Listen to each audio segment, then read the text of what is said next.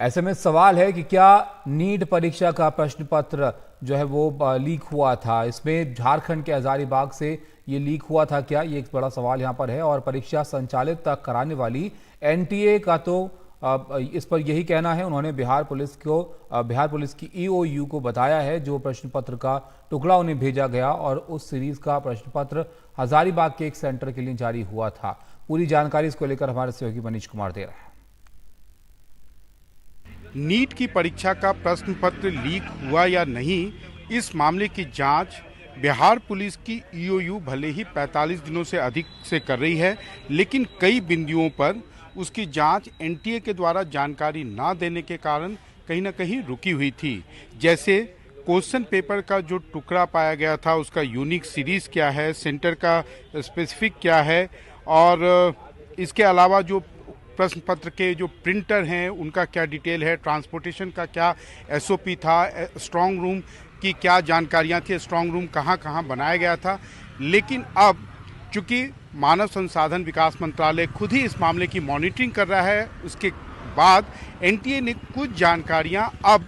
EOU के साथ में शेयर किया है, जिसमें खासकर जो प्रश्न पत्र का टुकड़ा मिला था उसके बारे में ये बताया गया है कि उस सीरीज का प्रश्न पत्र जो है वो हजारीबाग के एक सेंटर को भेजा गया था, उसी को एलोकेट हुआ था। यानी कि ये जो प्रश्न पत्र लीक हुआ है वो हजारीबाग से लीक हुआ है, और अब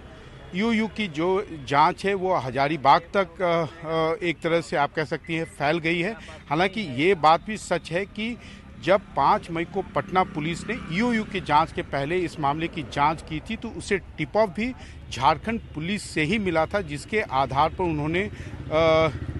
एक तरह से पटना के बेली रोड इलाके में एक गाड़ी से उन्होंने 4 लोगों को गिरफ्तार किया था, और बाद में करीब इस मामले में 13 लोगों की गिरफ्तारियां हुई। ईओयू के अधिकारियों का कहना है कि निश्चित रूप से जो उन्हें और जानकारियां चाहिए वो जानकारियां जब तक नहीं मिलती है तब तक इस पूरे मामले का उद्भेदन नहीं हो सकता है कि इसकी आखिर साजिश कैसे रची गई। प्रश्न पत्र अगर हजारीबाग से लीक हुआ तो वो किस माध्यम से आया, यानी कि वो टेलीग्राम था, व्हाट्सएप था, किस तरीके से आया। लेकिन निश्चित रूप से आने वाले एक हफ्ते के अंदर जो है इस पूरे मामले का उद्भेदन होगा, और सर्वोच्च न्यायालय में जो उनसे शपथ पत्र देने के लिए कहा गया है उसमें इन सारे मामलों का, इन सारी बातों का विस्तार से चर्चा होगी।